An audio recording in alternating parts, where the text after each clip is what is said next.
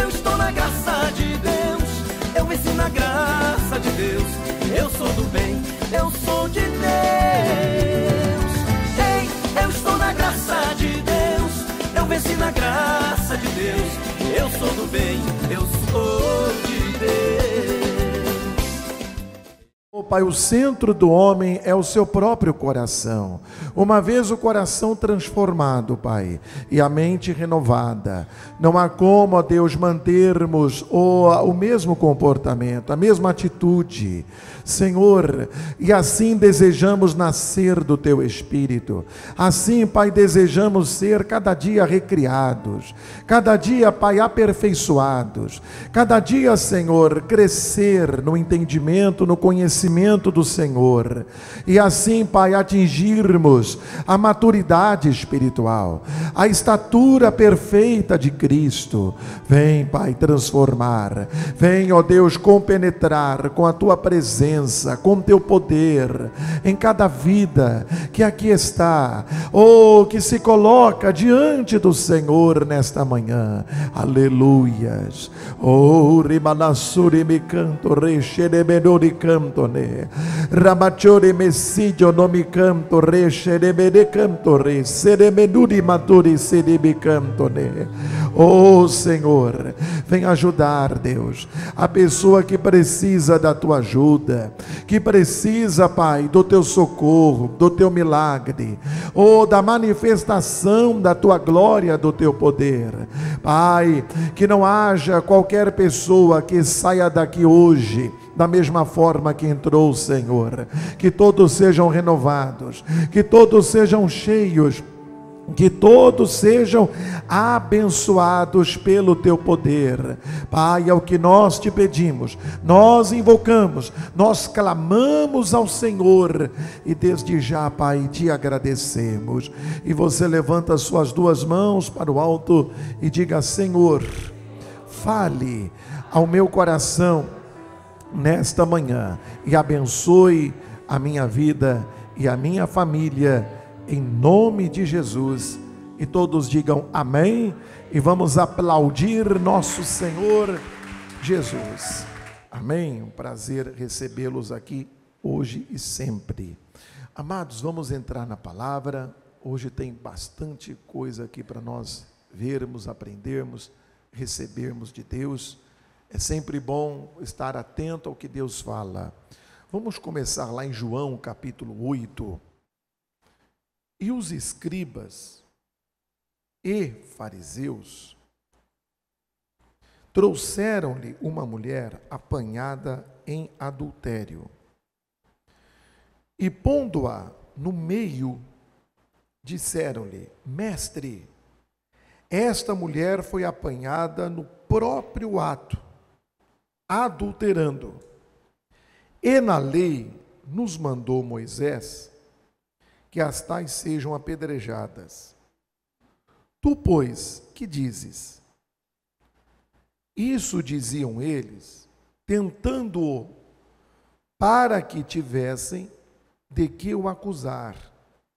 Mas Jesus, inclinando-se, escrevia com o dedo na terra. Vamos refletir aqui, pessoal. Esta mulher, de fato, ela foi pega no próprio ato, adulterando. E os religiosos, os fariseus, aqueles que cuidavam em julgar o erro dos outros, mas eles não olhavam para os seus próprios erros, pegaram aquela mulher, levaram ela, como nós lemos aqui, aos pés de Jesus, e começaram a acusar. Eles estavam ali, pessoal, pela religião deles. Eles não estavam se importando com aquela vida, com aquela mulher que ali estava. E, fazendo uso da lei, estava ali apontando o dedo para aquela mulher, acusando, julgando e, enfim, condenando aquela mulher. Enquanto eles faziam aquilo ali, pessoal, o próprio pecado deles estava sendo exposto. O próprio pecado deles estava sendo exposto. Vocês certamente já ouviram diversas vezes aquela velha frase: quando nós apontamos um dedo para alguém, existem quantos voltados para nós? Pelo menos 3, não é? Se você fizer isso aqui, se fizer assim, são 4. 4 dedos apontados para nós. No mesmo momento em que eles estavam apontando o erro daquela mulher, o pecado deles estava sendo exposto. Qual era o pecado deles? Dentre outros, eles estavam ali como hipócritas. Por quê? Porque eles não eram praticantes da lei, da palavra. Eles eram hipócritas. Eles podiam não ter um pecado de adultério, talvez, não é? Físico, mas talvez tinham mental. E dentre outros pecados, e a hipocrisia. Repito, enfatizo isto: quando nós condenamos uma pessoa, julgamos uma pessoa, o nosso próprio pecado é exposto. Eu vou voltar aqui para você, com você. Veja o que está escrito em Mateus capítulo 7. Eu vou voltar. Mateus capítulo 7. Não julgueis, para que não sejais julgados. Porque com o juízo com que julgardes, sereis julgados. E com a medida com que tiverdes medido, vos hão de medir a vós. Ou seja, o mesmo critério que nós utilizarmos para julgarmos uma pessoa, vai ser o mesmo critério utilizado para sermos julgados. O mesmo critério. Por isso, vou repetir isso algumas vezes. Quando julgamos uma pessoa, o nosso próprio pecado está sendo o quê? Exposto. Porque o mesmo critério que nós usamos é o critério que vai ser usado para nós. O mesmo crivo, o mesmo critério. Diz aqui o versículo 3, olha só. E por que reparas tu no argueiro que está no olho do teu irmão, e não vês a trave que está no teu olho? Ou como dirás a teu irmão, deixa-me tirar o arqueiro do teu olho, estando uma trave no teu? Hipócrita, tira primeiro a trave do teu olho, e então cuidarás em tirar o arqueiro do olho do teu irmão. Forte isso aqui. Mas volta lá para João, porque tem mais coisas aqui. Lendo aqui mais uma vez o versículo 6. Isto diziam eles, tentando-o, 8:6 de João. Isto diziam eles, tentando-o, para que tivessem de que o acusar. Mas Jesus, inclinando-se, escrevia com o dedo na terra. Você já parou para pensar o que Jesus estaria escrevendo na terra? O que será que Jesus estaria escrevendo na terra? O que Jesus estaria escrevendo ali na areia, pessoal, na terra? Olha só. Jeremias 17, verso 13. Ó Senhor, esperança de Israel, todos aqueles que te deixam serão envergonhados. Os que se apartam de mim, olha só, vamos ler juntos aqui. Os que se apartam de mim serão escritos sobre a terra. Porque abandonaram o Senhor, a fonte das águas vivas. Então, enquanto aqueles homens religiosos, hipócritas, que estavam muito mais preocupados com a religião e não com a redenção, a recuperação das pessoas, a salvação das pessoas, enquanto eles estavam ali apontando o dedo para aquela mulher, acusando ela, eles tinham os seus nomes escritos na terra. O que eu falei no início da mensagem, enfatizo aqui, vou enfatizar algumas vezes, quando condenamos as pessoas, temos os nossos pecados expostos. Ou seja, eles haviam deixado a fonte das águas vivas, Eles viviam numa cegueira religiosa, num segmento religioso, mas eles não tinham comunhão com Deus, eles estavam afastados, eles estavam desviados, por isso que eles eram classificados como hipócritas, porque eles falavam uma coisa que não viviam, não é? Eles sabiam discorrer, falar, tal, julgar e tudo mais, porém aquilo não era deles. Eles não viviam aquilo ali, mas estavam ali apontando o dedo. Enquanto eles acusavam, julgavam aquela mulher, esta profecia se cumpria. Isso aqui foi uma profecia. Eles iam tendo os seus próprios nomes escritos na terra. Por quê? Porque eles haviam se apartado, se afastado do Senhor. E meu irmão, e eu digo a você que está aqui, o quanto você é uma pessoa que realmente está bebendo da fonte das águas vivas. Você não está numa religião, mas você está realmente bebendo da fonte das águas vivas. Aquele povo estava desviado, pessoal. Eles se perderam no meio do caminho. Se trajaram de uma religião, mas eles não tinham a fonte das águas vivas. E em nome dessa religião, perseguiam e até matavam. E até matavam. Como é até hoje. Quantos que não matam em nome de uma religião? Até hoje é assim. Uns não matam de uma forma, matam de outra. Condenando, julgando e por aí afora vai. E enquanto eles julgavam, tinham seus nomes escritos. Por quê? Porque o pior pecado era aqueles que eles estavam cometendo. Eles haviam se afastado de Deus, eles tinham se distanciado de Deus, da fonte das águas vivas. Nós temos que estar nesta fonte. Você veja como, não é? Abrindo parênteses aqui, fora do esboço, fora da mensagem, mas como Deus dirige, não é? Denise não sabia qual é a mensagem que eu pregaria, ela estava cantando esse louvor aqui. É o Espírito Santo quem conduz, quem dirige. Fecha parênteses, meu irmão, você tem que beber da fonte das águas vivas, porque ali é que está a salvação. Vamos agora, ainda em Jeremias, agora sim, capítulo de número 2, vamos comigo. Agora é o capítulo 2.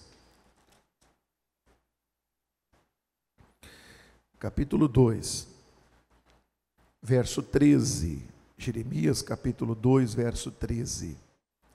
Porque o meu povo fez duas maldades, a mim me deixaram o manancial de águas vivas, primeira maldade, e segunda, e cavaram cisternas rotas, que não retêm as águas. Duas maldades. Primeira, me deixaram, me abandonaram, se apartaram de mim, se desviaram de mim, deixaram de beber da água, de receber da vida, da presença de Deus, primeira coisa. Segunda, construíram para si cisternas rotas, que não retêm as águas, criaram suas próprias religiões, criaram seus próprios sistemas, e se sentem seguros nisso,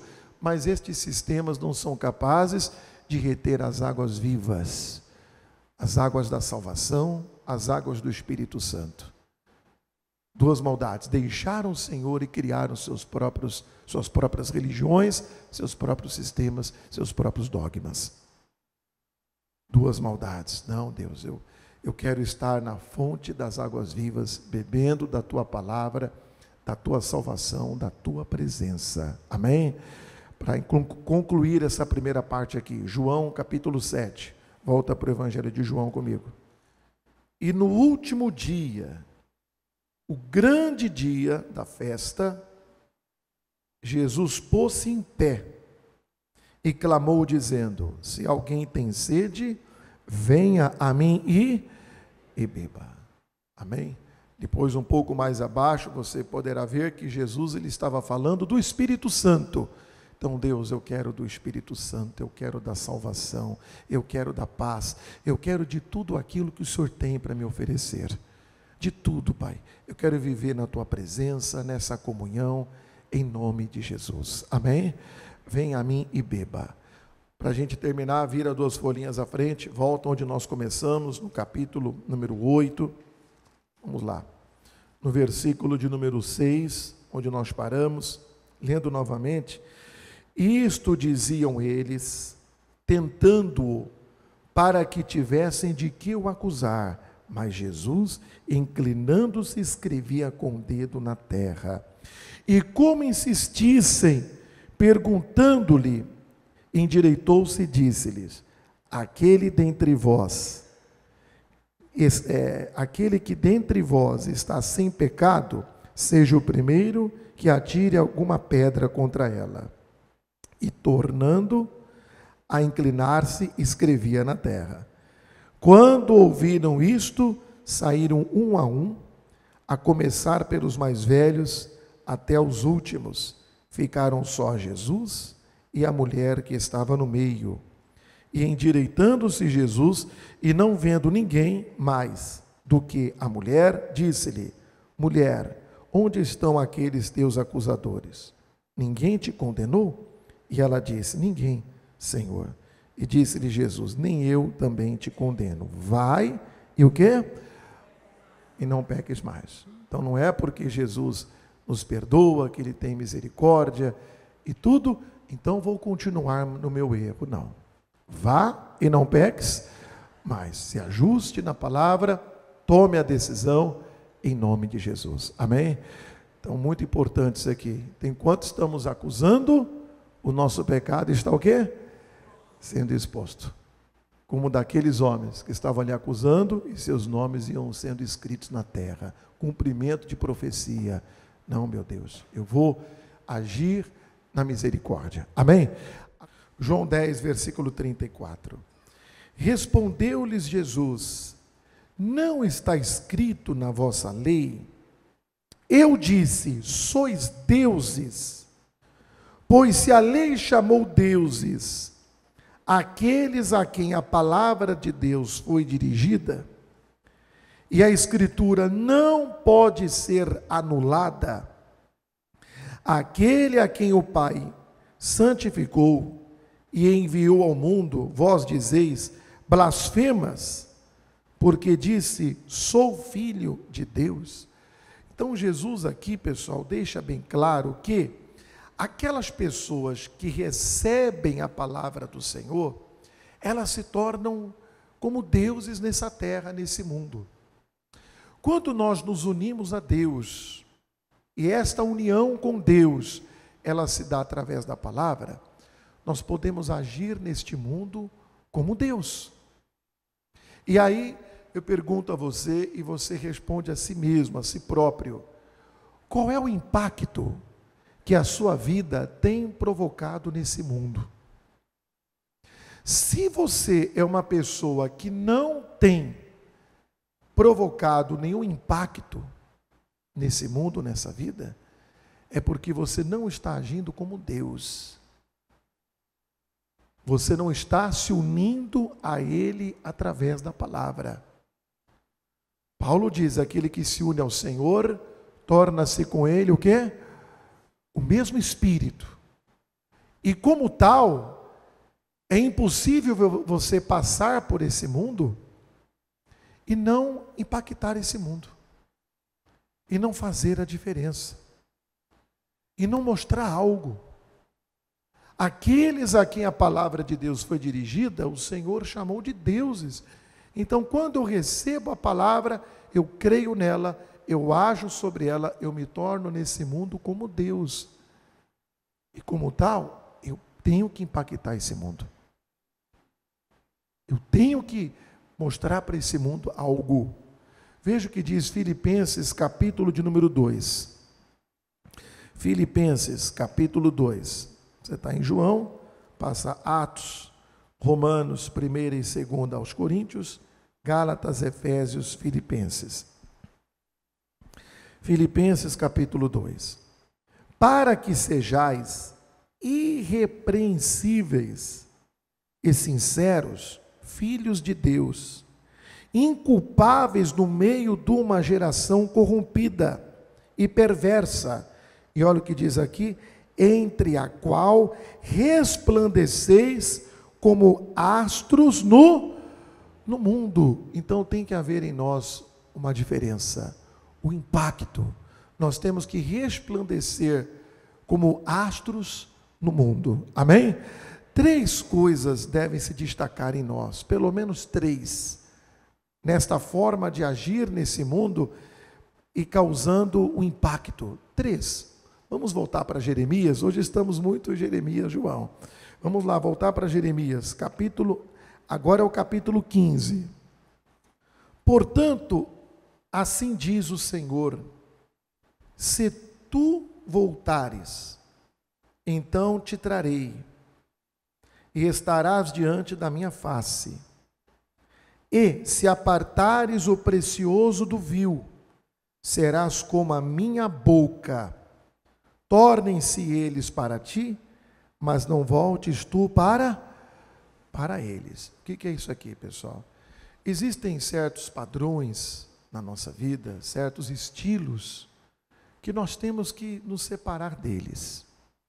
Por exemplo, cada vez mais eu me convenço que se eu sou de Deus, existem coisas nesse mundo que já não servem para mim.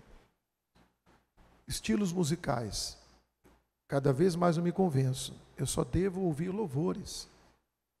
Só devo ter louvores dos meus lábios. Por quê? Porque eu tenho que separar o que é vil daquilo que é santo.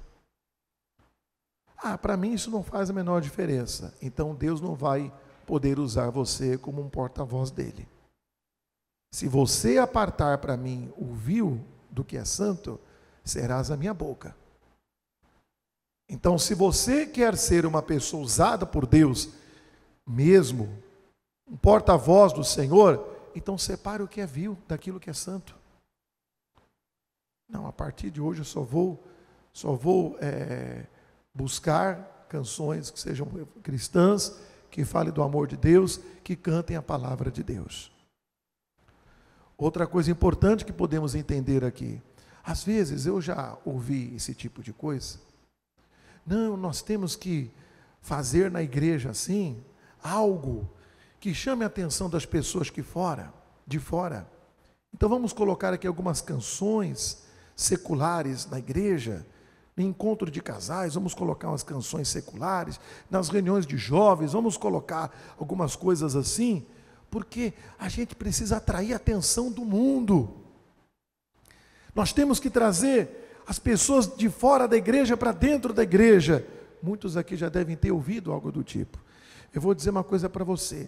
Se eu, Eric Costa Dias, chegasse no Evangelho, como aconteceu, vão fazer 30 anos que eu conheci Jesus agora, daqui a pouco, daqui a 2 anos completo 30 anos que eu conheci Jesus. Se eu chegasse na casa de Deus e eu não visse uma diferença do mundo, eu não teria ficado na casa de Deus. Porque quando eu procurei o Evangelho, o Senhor me trouxe para o Evangelho por uma coisa diferente daquela que eu tinha no mundo. Então eu não vim para a igreja para procurar a mesma coisa que eu encontrava lá no mundo. Estão entendendo, pessoal? Amém? Não serve. Pegar o profano e colocar no altar para que aquilo seja usado como um instrumento, queimado no altar em oferta a Deus. Deus não precisa. Existem até canções seculares que falam de Deus, que falam de Jesus, mas não servem para ser cantada no altar. Porque não tem inspiração, não tem unção, não foram compostas por pessoas que foram ali dirigidas, ungidas pelo Espírito Santo de Deus. Tem canções seculares que falam de Jesus, do Espírito Santo, mas não serve para colocar aqui. Tem que separar o santo do profano. E como diz aqui, como diz mesmo aqui, volta no versículo 19. Portanto, assim diz o Senhor: se tu voltares, então te trarei, e estarás diante da minha face. E, algo mais aqui, acrescentar: se apartares o precioso do vil, serás como a minha boca. Tornem-se eles para ti, mas não voltes tu para para eles. Às vezes queremos tornar a igreja como se diz, tão receptiva, não é? Tão acolhedora, que nós estamos nos tornando para o mundo. Deus falou, não, torne o mundo para você, e não você para o mundo. É o inverso. Estamos indo na contramão. Torne o mundo para você, não você para o mundo. A igreja tem que ser acolhedora. Então vamos fazer um ambiente menos impactante possível. Deus falou, não. Torne o mundo para você e não você para o mundo. Está errado. O mundo é que tem que se converter à igreja, não a igreja se converter ao mundo. Aí tem aquele que diz assim, não, mas Paulo diz, temos que nos fazer loucos para ganhar os loucos. Você vai ver dentro do contexto, Paulo estava dizendo o seguinte, que ele quando pregava para os judeus, ele agia como um judeu, como um rabino ali e tal. E quando ele pregava para o pessoal, para os gentios, ele abria mão dos atributos. É isso que ele queria dizer. Paulo não se fazia pecador não, para trazer o pecador para a igreja. Errado esse conceito. Então, meu irmão, aí seremos o que? Porta-voz do Senhor. Diz aqui no versículo de número 20, e eu te porei contra este povo, como forte muro de bronze, e pelejarão contra ti, mas não prevalecerão contra ti, porque eu sou contigo para te guardar, para te livrar deles, diz o Senhor. E aí nós vamos ser, meu irmão, como um muro de bronze, não é isso? De bronze contra esse mundo. Ou seja, nós não vamos tornar a igreja tão acolhedora a ponto de dizer ao que está no pecado, fique assim mesmo, porque Deus te aceita do jeito que você é. Não. Nós já estudamos isso aqui alguns dias atrás. Não há salvação se não houver, vamos ver se você lembra, não há salvação se não houver o quê?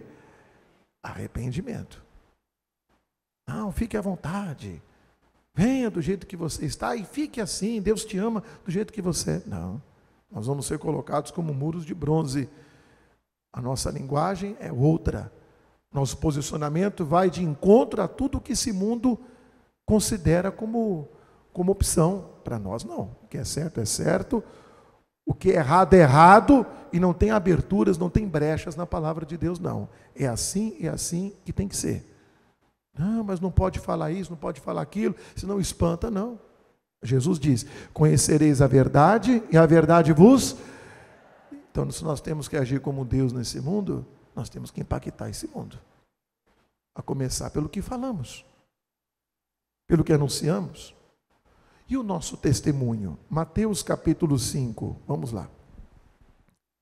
Jesus disse, vós sois o sal da terra. E se o sal for insípido, com que há de salgar?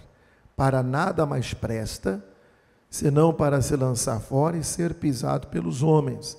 Vós sois a luz do mundo. Não se pode esconder uma cidade edificada sobre um monte, nem se acende a candeia e se coloca debaixo do alqueire, mas no velador, e dá luz a todos os que estão na casa. Assim resplandeça a vossa luz diante dos homens, para que vejam as vossas boas obras e glorifiquem o vosso Pai que está nos céus. Então o nosso testemunho, pessoal, também precisa impactar. Como que você, sendo cristão, é visto no seu setor de trabalho, por exemplo. Você é aquela pessoa que realmente está ali como luz, como um diferencial. Quando nós, pessoal, estamos vivendo como luz na presença de Deus, as pessoas se sentem até incomodadas em falar coisas ruins. Está lá um grupo de colegas seu ali contando uma piada tal, imoral, por exemplo. Chega você como cristão, acabou. Acabou. Aquela conversa não segue. Por quê? Porque as pessoas têm respeito pela pessoa do cristão, que realmente é luz, que realmente vive nesse mundo como Deus, como filho de Deus. É diferente.